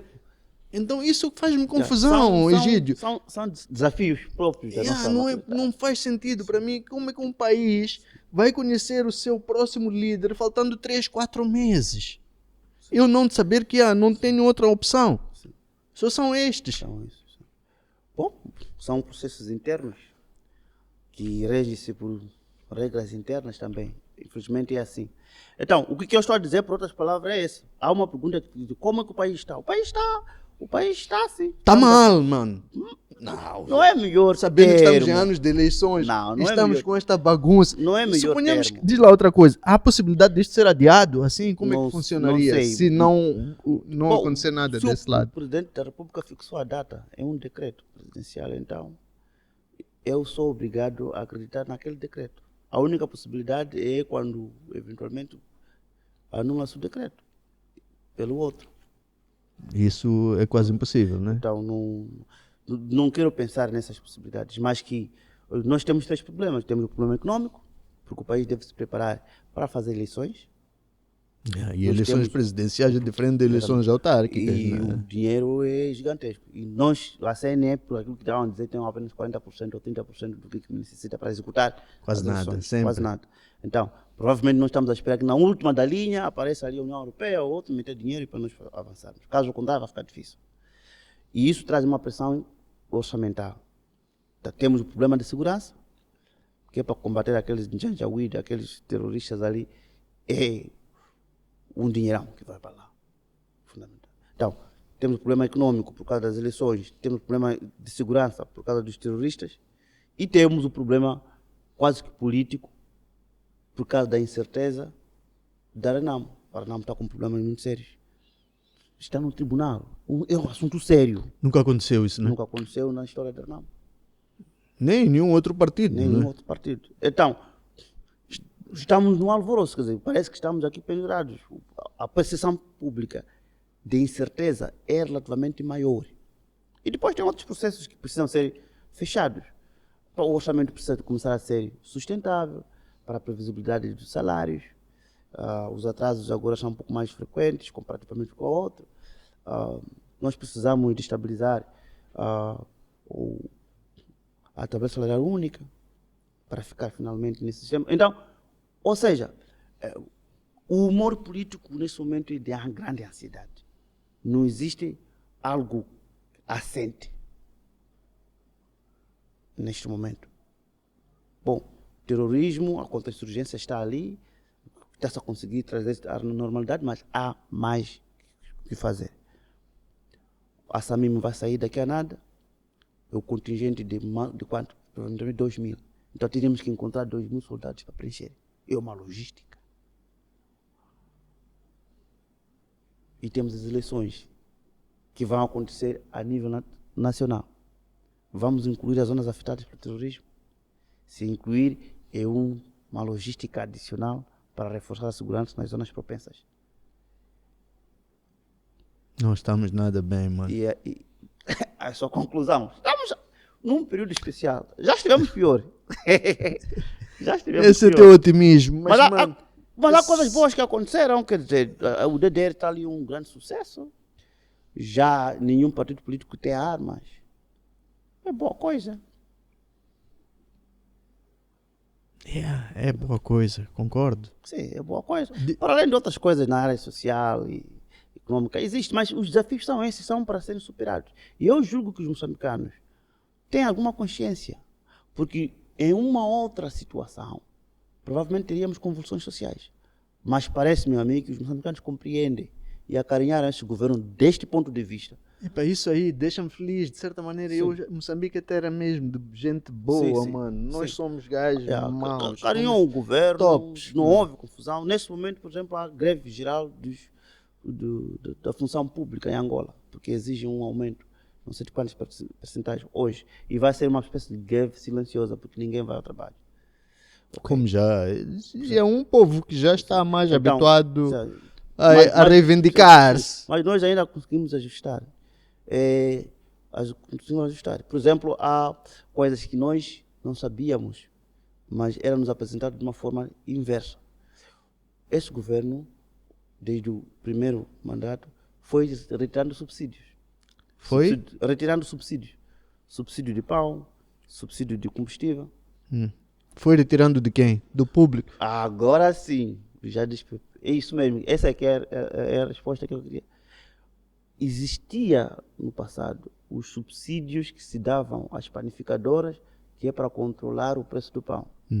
Na verdade, aquilo era um cartel, levavam dinheiro, metia no bolso e continuava. Existia um subsídio de combustível que o governo presumia que era para dar os chapas dignificados, por forma que não aumentasse o preço Das passagens. Aqueles tipos levavam, punham no bolso. E na mesma encurtavam rotas e aumentavam o preço. O governo foi tirando isso. Aparentemente foram medidas impopulares. Mas aqui está. Não eram impopulares. Simplesmente cortou-se pão ou bolo a alguém que usava isto. Ou seja, para isso eu quero dizer que o povo não foi manipulado e não se deixou manipular. Acarinhou. Mas os desafios são esses, continuam. Temos que ultrapassá-los. Sabe a minha proposta? Diga lá. Este país é pobre e não pode viver de eleições em eleições. Um quinquênio, 2 eleições em 2 anos seguidos, não há nenhuma economia pobre que aguente. Explicando outra vez, um quinquênio, 2 eleições, o que quer dizer? Sim, porque nós temos... Autárquicas Exatamente. Antes das eleições gerais, temos um ano anterior às autárquicas. Yeah. Nós precisamos de resolver esse assunto. É um intervalo muito curto, né? Não só um intervalo muito curto, mas também dinheiro que pode ser poupado. Que tal se nós fizéssemos de uma vez eleições autárquicas, legislativas presidenciais e provinciais, elegermos num único mandato, onde há cidade o edil, na província o governador, Um único Presidente da recenseamento. República, o único recenseamento. Não papávamos dinheiro. Mas para tal, temos que o quê? Uma dessas coisas tem que falhar ou tem que adiantar. Ou devemos ter um ano em que não há essas eleições para puxarmos eleições autárquicas para gerais. Portanto, a dado passo, vamos ter um mandato de 6 anos para ajustar isto. Temos que ter coragem. As eleições custam muito caro. Este é o primeiro. Segundo o elemento, 5 anos para países pobres é muito tempo muito curto. Podíamos ter mandatos um pouco mais grandes. Por exemplo, de 6. Não é novidade isso. Existe algum outro país na África que tem mandatos? Vamos começar da Europa mesmo. 7 anos. Aonde? Na França. França. Exatamente. Camarões, 7 anos. Há outros países aqui, 6 anos. Mas depois existem países também na mesma Europa, 4 anos. Mas isso depende. Qual é? Como Portugal, nos Estados Unidos da América, é um mandato de 4 anos. Portanto, não há lógica. Mas nós podemos fazer para pouparmos um pouco de dinheiro nos apertos. Para também, só por uma questão de administração. Por que não? Nós temos que trabalhar de maneira Temos que a que gente trabalhar. poupe dinheiro, mano. Exatamente. Em qualquer empresa, qualquer coisa. Cada dinheiro que tu poupares é esse dinheiro que tu vais ganhar. Percebes o que eu estou a dizer? Então, mas tem que haver um líder que venha para aqui, para mexer nessa Constituição, para organizar esse país. Temos mais um outro assunto. Nós temos na nossa Constituição que na ausência do presidente da Assembleia da República Assumo o cargo. assume. Mas por quê? O princípio de separação de poderes não funciona. O que significa isso? Porque significa que o Estado moçambicano é composto por 3 poderes Judiciário. interdependentes. Sim, judiciário, legislativo e executivo. O executivo é o governo. O judiciário são os juízes e tribunais. O legislativo O parlamento. E esses poderes são separados, autônomos, mas na sua atividade são interdependentes. Ok? Certo. O que significa que o executivo aqui, como é que se justifica que quando o executivo sai, é substituído, o cargo executivo é substituído por alguém Pelo que está cargo no legislativo. Isso tem que se mudar para ser consistente. Mas, já agora, para os nossos... Qual seria a tua sugestão? Não, mas preciso explicar por que é que isso aconteceu assim. Isto aconteceu assim na Primeira República do Samora Machel para acomodar um detalhe. Não. Para acomodar uma pessoa que na verdade era número 2 nesse país. Marcelino Santos. Porque Marcelino dos Santos foi o único vice-presidente do Partido Frelimo que existiu aqui. E era presidente da Assembleia Popular. Em termos concretos, ele era número 2 de facto. Porque este partido, esse governo era governo do Partido Frelimo, era o governo monopartidário, era um sistema monopartidário. E ele, na verdade, era a segunda pessoa. Mas nós estamos dando um multipartidarismo há 30 anos. Por que mantemos essa coisa aqui, essa incoerência? Percebe? São coisas que nós Fica aqui a nota, people, né? Fica aqui a nota, né? Precisamos de resolver esses assuntos. Então, nós queremos dar um passo. Temos que ser arrojados. Aceitar eventualmente perder para consertarmos algumas coisas. As eleições são um exercício extremamente caro. E estamos sempre a contar com a ajuda. Não será possível, numa perspectiva que nós estamos aqui a propor, mandatos um pouco mais longos, eleições de uma única vez. Isso seria top. Nós estaríamos a caminhar para uma autonomia eleitoral onde nós fazemos nossas eleições com as nossas próprias poupanças e depois convidamos o observador para vir nos ver. Nós estaríamos a caminho. Não teríamos eventualmente alguma soberania orçamental no nosso dia a dia. Nós estaríamos um pouco mais livres de podermos determinar o número de professores ou novos trabalhadores da função pública por ano. Porque isto não somos nós que fazemos. É o FMI que vem aqui e diz que você este ano só tem, com o teu orçamento, acho que só tem que contratar 300 professores. Deve contratar uns 15 enfermeiros só. São imposições mesmo. São imposições. E por que é imposição? Porque eles ajudam no orçamento. Eles não só ajudam no orçamento. como também os empréstimos que nós fazemos lá fora. Ele, quando vem para aqui, ele olha, tua receita é essa, teu orçamento é este. O que ele faz? A única coisa por que o FMI vem para aqui para assegurar que a nossa dívida seja sustentável, que continuemos a pagar as dívidas. Yeah. A primeira coisa que eles têm é dívida. Você, para ser credível, deve continuar e manter vivo o chamado serviço de dívida. Depois, o que cresça, vamos ver. Mas tem que pagar as nossas contas primeiro. Exato, tem que ter as nossas contas primeiro. Então, o que resta daqui, na verdade... Vai para o teu orçamento. Vai para o teu orçamento. Então, para aqui o orçamento de investimento, mais 15 professores. Tá? Só dá para mais 15 professores. E se você quer admitir mais um outro funcionário, 2 tens que ir à reforma. E algumas incoerências que o chairman está a começar a ver. Por exemplo, reformar um médico aos 64 anos ou aos 63 anos. Isso é muito estranho. A reformar um professor universitário aos 64. Como? Se essa é a idade de maturidade. Essa é toda a experiência. Então, querem encher os hospitais e as escolas de jovens. Que quando chegam já na idade de topo da experiência, vão para a reforma. Quando já está maduro mesmo. Então, esta é uma das formas que esses tipos do FMI está a encontrar para forçar esses governos para livrar-se do chamado ônus, da chamada bolo orçamental dedicado a salário, despesas com salário e da função pública. A ideia é emagrecer o Estado. E tem que emagrecer já. E essas são as artimanhas, as formas que estão a se encontrar. Então, as pessoas estão a ficar reformadas. Mantendo o país cada vez mais na pobreza. Então, este é que é o ponto. Mas estes elementos todos precisam ser analisados do ponto de vista holístico. Com programas de 5 anos não se vai a lado nenhum. Dos 5 anos, 2 anos eleitorais consecutivos. Nós vamos ter problemas. Então, temos 2 anos consecutivos das eleições, praticamente não se faz nada, porque tem que trabalhar para isso. Mas depois, quando entra o novo executivo, tem pelo menos 1 ano para arrumar a casa. Então, tem 2 anos apenas para trabalhar. Não podemos viver para comer, temos que comer para viver. E nós não podemos viver em Moçambique para eleições. Temos que fazer as eleições para nos reorganizarmos. Então, percebe que nós, como país, temos... Por que é que a Renamo não mete uma iniciativa nessas coisas que eu estou aqui a propor? Nunca o fiz. A Frelimo também precisa de fazer, tem que ter coragem. Mas aí é que está. Tem que mexer neles próprios, né? Saber que o país não está bem dentro da nossa própria casa. E essas coisas ficam bem com consensos.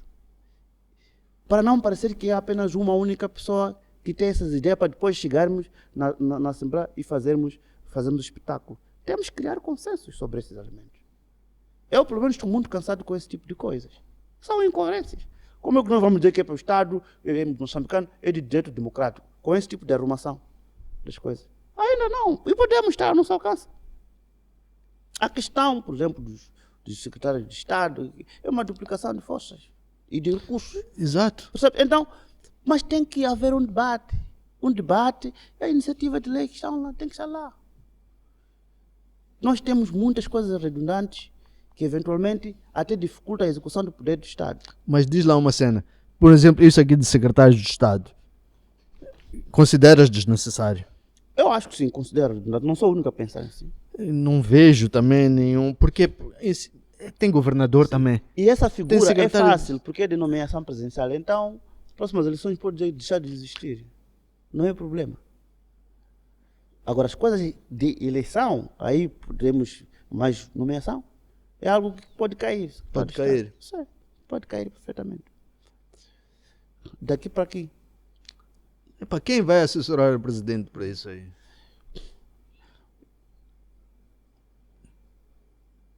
Eu é que não sou. Então não sei. Mas é uma coisa... Do teu ponto de vista, nisso aí, existe algum aspecto positivo? Alguma coisa que agrega valor? Alguma coisa que este secretário de Estado está a fazer que outra pessoa também não pode fazer? Bom, eu posso dizer sim ou não. Depende do ponto de vista. Do meu ponto de vista, mas- primeiro ponto, mais importante, sim. o Estado vai poupar dinheiro com isso. Esse dinheiro que vai poupar pode fazer uma escola, pode fazer um hospital. Sim, pai. Se Vai poupar. agregar as funções juntamente com um outro cargo que esteja ali. Sim. Olha, são essas coisas. Por exemplo, no passado tivemos governador da cidade. Foi Tivemos. apenas uma única governadora. Há muito tempo. Exatamente. Mas Mas Até depois- tinha aquele edifício ali em frente na 24 de Mas julho. depois disse, não, isso é redundante, não vale a pena, não é preciso. E eliminou-se. Há muito Assim, tempo, mas estamos a falar de mais de 30 Exatamente. anos. Não, 30 anos não. A Rosália da Silva... Foi a única, né? Sim, foi a única governadora. Mas depois nomeamos o secretário de Estado para a cidade, para cuidar da Mas parte teres, rural. estás a ver essas coisas, teres governador da cidade e depois ainda tens presidente do município da cidade. Então, para dizer que é flexível, isso aí pode se resolver. E está a decorrer uma escutação a nível nacional, organizada pela CREMOD, né? Aquela comissão para a reflexão da descentralização. E parece que há um consenso de que os secretários de Estado são uma figura redundante. Por favor, que esta mensagem chegue ao assessor do presidente. Acho que é do consenso, são pessoas que podem estar alocadas a outras coisas. Então, ou seja, o debate aqui da nossa nata intelectual tem que se centrar na solução Claro. e não necessariamente No problema. nos problemas. Ok? Então, o que eu também tentei neste momento propor, também pensando na solução. Qual é o problema? Porque nós, este ano, não está boas notícias. O nosso Estado, sabe, é devedor. É, muito. Devedor interno, a dívida interna, a dívida externa, dívida com o empresariado. Eu não acredito que o empresariado cresça este ano. Justamente porque não vai ser pago. As dívidas podem passar para o próximo ano. Tenho visto aí muitas reivindicações muitas da reivindicações. CTA e tal. Exatamente. Esse pessoal. Então, percebe o ponto, né? Por quê? Porque o Estado quer encaixar o dinheiro para cumprir com um desígnio constitucional, que é fazer eleições. Então, nós, a dada altura, temos que juntar essas eleições todas de uma vez. A dada altura, temos que aumentar um pouco os anos dela. E isso não é os anos das eleições, porque não nos permitem, não podemos ter o luxo de vivermos só para fazer eleições. Temos que ter algum tempinho para trabalhar e para poupar para essas eleições. Temos que chegar a um nível onde 90% ou mesmo 100% do processo eleitoral é interno. Resultante disto. Não ter que ver dinheiro de fora para Então, fazer novas exatamente. eleições. Sim, porque normalmente existe aquele princípio. Quem paga a orquestra De escolhe a música. música. Então, temos que... Algumas coisas são de soberania e do orgulho nacional. O combate ao terrorismo é um desígnio internacional, isso não há problema. Mas essas coisas, pagarmos nossos professores a tempo e hora, os nossos médicos, fazermos nossas escolhas, decidirmos sobre que tipo de qualidade de ensino nós temos, porque isso é outro assunto. Chairman, nós não ditamos a qualidade do ensino em Moçambique, perdemos o controle sobre ela. Por quê? O livro escolar é como é feito o concurso para identificação ou contratação de empresas para a produção do livro escolar. Esses erros que andam por aqui, alguns deles é justamente porque nós não temos o controle. Quem financia o livro escolar é o Banco Mundial. Quais são as empresas que ganham normalmente? São as ditas empresas internacionais, porque são concursos internacionais, tanto para imprimir. Um coreano conhece Samuel Machel? Conhece, por exemplo, ou indiano, Joaquim Chissano. No momento que estão a imprimir um boneco qualquer, a chapa já está lá, está a imprimir. Então surge esse tipo de erros insanos. Mas Justamente esse erro porque não as pessoas surge na impressão. Não. Surge aqui, na maquetização e tudo isso. E quem é o consultor? É um professor com experiência. Mas O concurso é internacional. Então, tem que começar a perceber. A distribuição é um outro problema. Vou contar uma experiência pessoal. Eu vivi 8 anos no Malawi como refugiado. Refugiado de guerra, esse de 16 anos. Onde aprendi a estudar inglês, aliás, na escola no Malawi. Durante os 8 anos de guerra, eu estudava a escola moçambicana e tinha o livro escolar a tempo.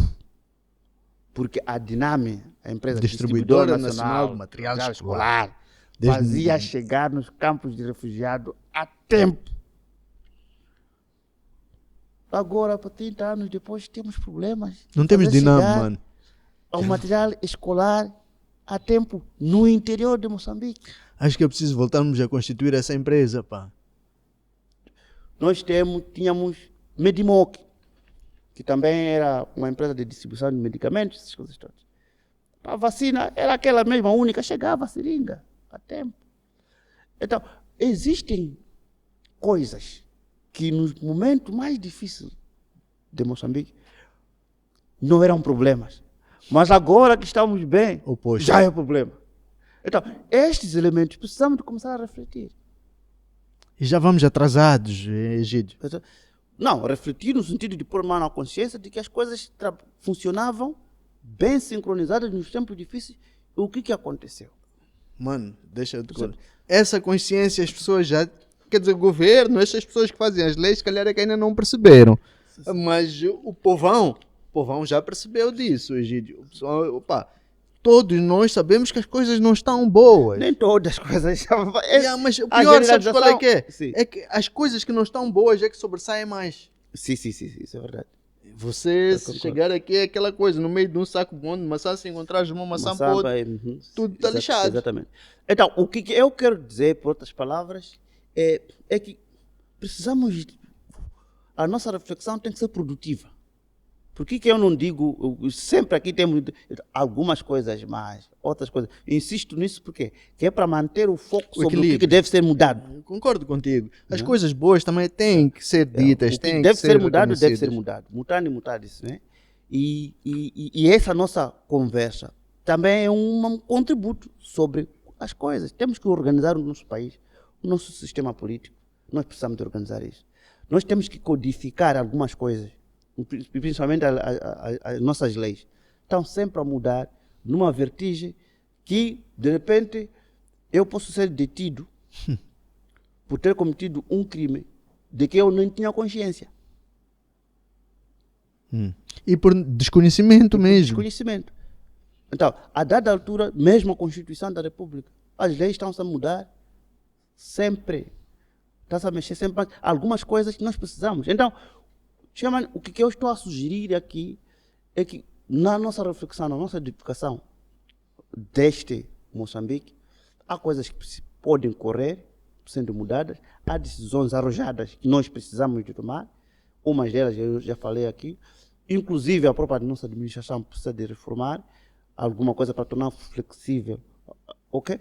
E o princípio de que as coisas não serão sempre assim. Por que eu estou a dizer que as coisas não serão Esse princípio de que as coisas não serão sempre assim já devia estar a ser visto há 30 anos. Hein? Por que eu digo as coisas não serão sempre assim? Hoje, quem está na oposição é uma pessoa. Amanhã pode ser outra. A consciência dos legisladores tem que ser, olha, eu tenho que legislar isso não para me dar a vantagem hoje. Tenho que legislar isso para permitir que numa situação em que eu esteja do outro lado, seja benéfica para mim. Seja igualmente razoável. Ok? Então, quando eu falo disto, eu estou a pensar, por exemplo, no espaço que a meritocracia tem no processo de decisão, no espaço que a ciência deve ter no processo de tomada de decisão. Estou a falar também no espaço que a inclusão deve ter. Por exemplo, não se fez muita coisa boa na dimensão de inclusão, nomeando as pessoas, por exemplo, claramente da oposição para as posições de prestígio, entre outras coisas. Isso tem que ser prática, tem que descer a mais baixo nível. Porque enquanto o presidente Nyusi nomeia Raul Domingos para embaixador na Itália, em Roma, o Namborete para a Argélia, há um professor primário que está sendo transferido por ser da Renamo para o interior. É uma contradição. Yeah. O exemplo é diferente. Mano. Mas sabes isso aí? Percebes o que eu estou a dizer? Eu percebo perfeitamente o que estás a dizer. Eu acho que esta mentalidade, isto aqui nem é um assunto que vem lá da cúpula, lá em cima. É aqui embaixo mesmo. Este tipo aqui embaixo tem que mostrar serviço. Estás a ver? E só assim é que o gajo já de subir. Yeah. Então são algumas coisas concretas. Por exemplo, não é este, mano. Entenda a mensagem. esses nossos deputados, quando eu disse antes quando me perguntou sobre a legislação, eu disse, esses são amigos. Esses cooperam. Esses comem no mesmo prato. Quando estão em comissões, vêm fazer teatro cá fora e lançam-se impropérios e tudo mais. E nós compramos aquela imagem e replicamos lá. Aquilo que eles mostram ali é outra coisa. Exatamente. Quando fores para o parlamento, eles comem da mesma lanchonete. Não tem lanchonete para Renamo, lanchonete para Frelimo ou MDM. Todos, quando estão com sede, vão para a mesma cantina. Mas isso até é nice, eu gosto. Não, mas... Epa, ali, amigos, somos amigos, mas aqui vamos discutir. Mas o trabalho todo começa nas comissões de especialização. E eles lá criam um consenso. Falando nesse consenso, vem agora um exemplo que o Venâncio deixou aqui. Estilo, houve uma lei que estava a ser discutida, que as duas bancadas já tinham acordado alguma coisa, e que no meio daquilo ele próprio discordou que a bancada tivesse concordado. Então, quando já estava a ser discutido mesmo lá com a presidente, ele levanta a voz, diz alguma coisa, aquilo deu uma bagunça total, teve que ser adiada. Sim. Porque foi discordado de algo que já havia sido acordado. Acordado, sim. Então, existe um grande, para mim, para sumarizar o meu argumento, nós precisamos, a despeito das nossas diferenças políticas, eu acho que cada um conhece-se e sabe o que diferencia do outro, mas temos um campo grande para criarmos consensos e caminharmos juntos na construção deste país. Isso deveria ser o cenário perfeito, mano. Sem embargo, as nossas diferenças, temos um amplo campo para trabalharmos sobre os consensos e consertarmos esse país em algumas coisas. As pessoas devem fazer a sua parte. A legislação, legislar, o executivo, governar, os tribunais, julgar, fazer justiça, cada um. E nós, a sociedade, acompanhar e contribuirmos. A grande coisa, mano, que acho que devia haver acima disso tudo, deveria haver em primeiro lugar responsabilização, mano. Você é da Frelimo, não fez bem, paga. Você é dali, também não fez bem, paga. Isso nós não vemos. Enquanto não tivermos isso como exemplo, como saber que eu, por mais que seja vermelho, se eu cometer erro, vou pagar. Esta é a percepção. A percepção, sim, que se tem em função dos resultados e o que as pessoas ouvem. Isso é mau. De novo. Mas senso comum diz isso, Egídio. Você ir perguntar a um cidadão comum, se eu for de vermelho ou azul, quem de nós será atendido primeiro? Vão dizer que é o gajo do vermelho. Isso é senso comum, mano. Isso aí, até um cego vê. Não, mas a minha história, Chairman, é totalmente o contrário. Eu não sou funcionário público. Nunca ganhei um concurso público. Sempre fui rejeitado também. Então, quando às vezes me dizem que os membros da Frelimo são privilegiados, eu questiono, mas acho que eu também sou. Ou sou inferior. Quer dizer, Deus quando dá, não dá todos da mesma maneira, nem dá todos ao mesmo tempo. Se negou a ti ali, deu a ti ali depois, né? Então, assim. Mas é isso, estou a falar honestamente aqui. Então, a ideia geral de que o ser da Frelimo é uma vantagem, é uma ideia que, para mim, promove em certas mentes a indolência. Indolência quer dizer o quê? Intolerância? Preguiça. Então basta ser membro da Frelimo para não fazer mais nada. Não precisa ser competente, não precisa estudar um pouco, não precisa ser honesto, não precisa ser trabalhador, não precisa lá. Aliás, por que deve ser especial? Se o programa do Partido Frelimo é para todos, independentemente da cor, raça e outras particularidades políticas. Percebe, né? Então, quem fez e quem faz isso, se for da Frelimo, presta mau serviço. Prejudica a própria Frelimo. Porque também o exemplo não é esse que se dá. Percebe? Então, de novo, estamos muito atraídos a salientarmos as nossas diferenças do que necessariamente explorarmos os campos que nos unem. Este país não tem o luxo de ser governado de Rovuma a Maputo apenas por um único partido. Não está em condições, porque todos os braços, todas as cabeças ainda são poucas, ainda são poucos os braços para erguermos este país. Não se ergue um teto como só ou duas mãos, não, precisamos de muito mais pessoas. Esta inclusão é fundamental e também começa pelo discurso. Se eu sentir que olha, o discurso público neste momento mudou, é mais inclusivo, eu estou encorajado, por exemplo, a colaborar. Mas se o discurso é recalcado, é um discurso exclusivista, eu acho que é complicado. E aí começa lá no Parlamento, meu irmão. Vamos apostar, se tivermos um regimento do Parlamento rigoroso, onde as pessoas não são admitidas a falar mal do outro, chamar nomes, recorrer ao passado político de qualquer um, ou crimes do passado, mas sim concentrar. Há de perceber. Sabe o que vai acontecer? Uma das coisas mais importantes, o Parlamento vai ser mais produtivo. Nós costumamos ficar, às vezes, 3 horas de tempo a ouvir impropérios de cada lado. Ali estão a comer nosso dinheiro ali sem fazer Percebe, nada. né? Então, mas se começar a funilar, trata o outro com respeito, cinja-se nas matérias, não abuse do tempo, seja objetivo e produtivo, vai perceber que também cá fora começaremos a olhar nessa perspectiva.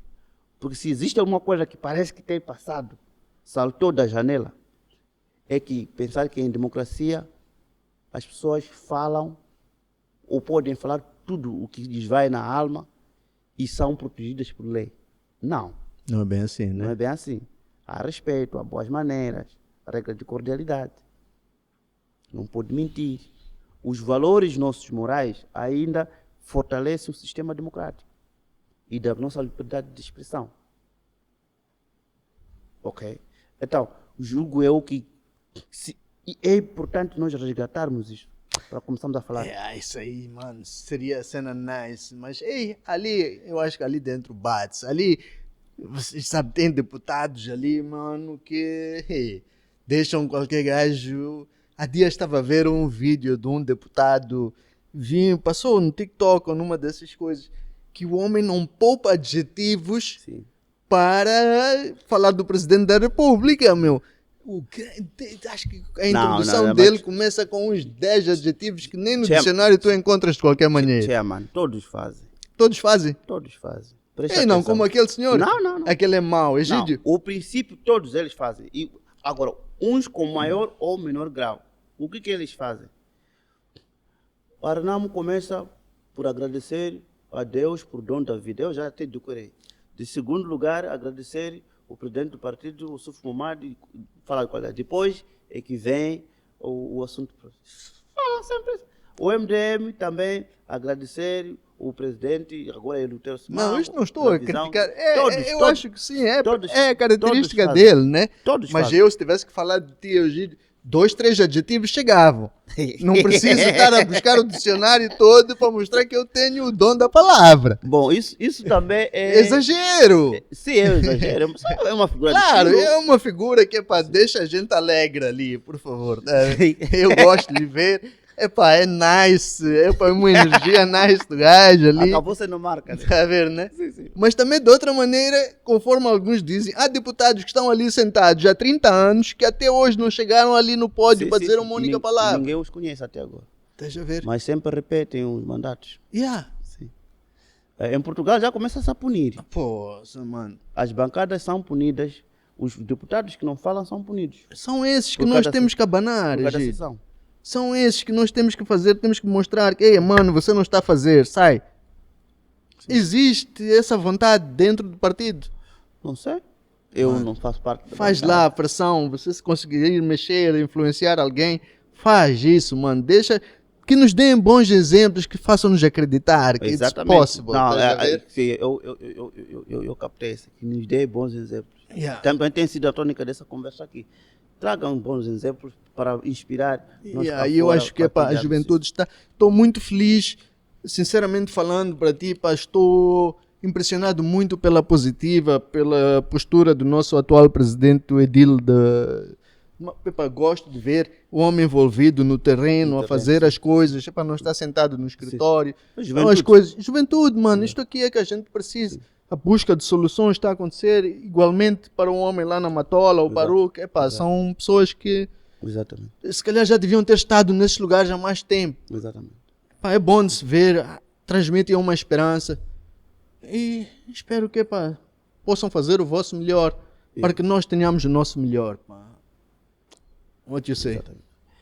Bom, eu concordo com isto.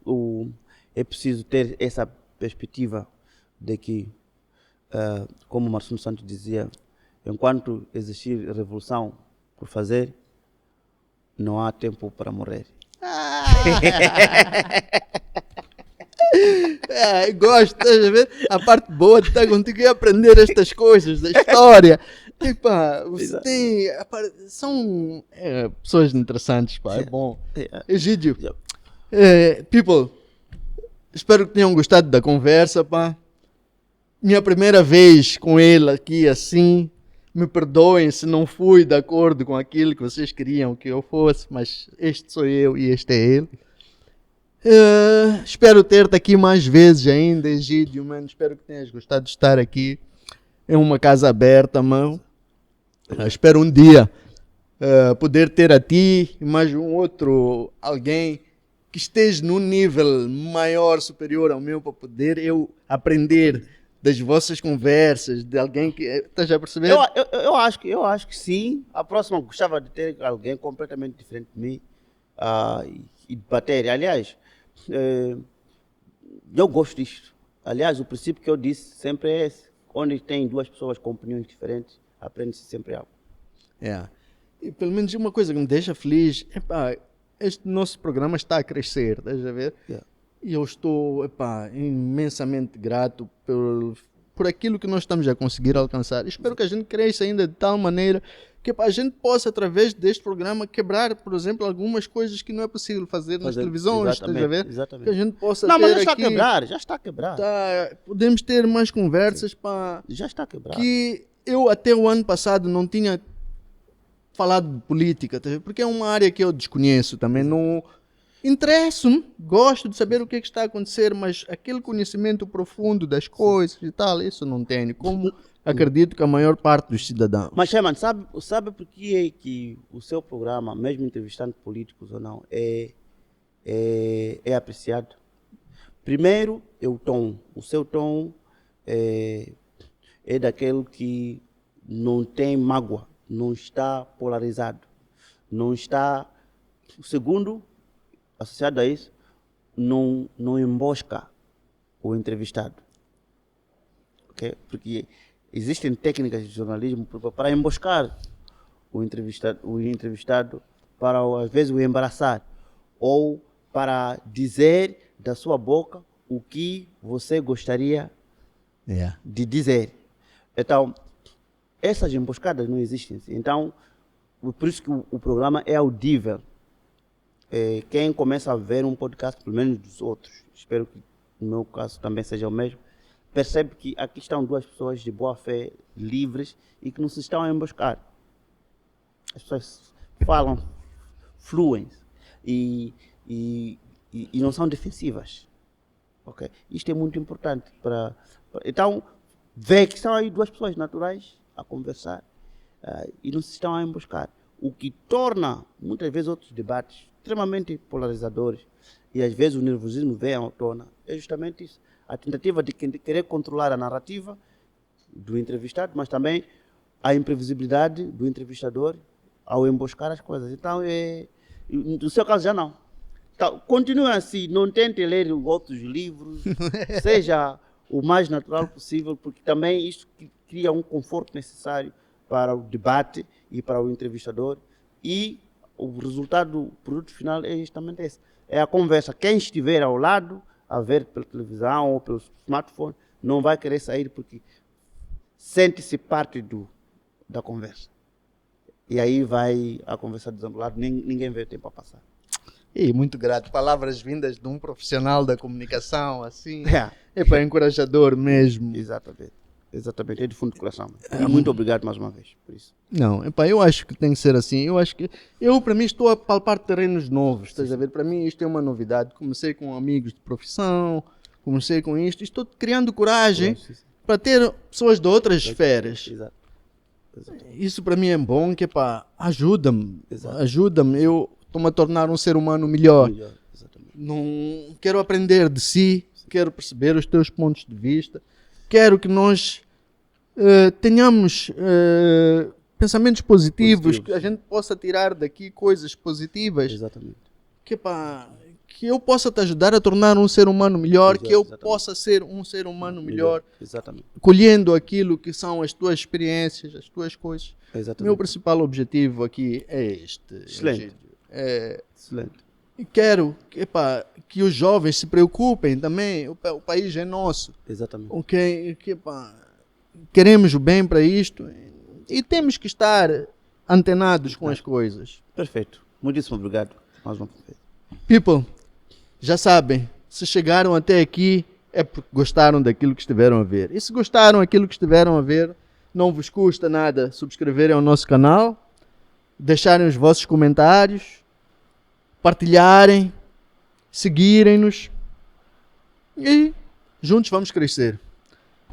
Egídio, alguma coisa queres deixar? Não, a conversa vai longa e eu quero não há agradecer. problemas, a conversa As- pode ir até. Quero agradecer os internautas que nos acompanharam, a si, pela oportunidade e dizer que estou disponível para mais vezes poder estar aqui, porque partilhar um pouco que eu sei e também os meus sentimentos à sociedade em que estou vivo. Obrigado. People, Egídio Vaz na casa. Até breve. Tá.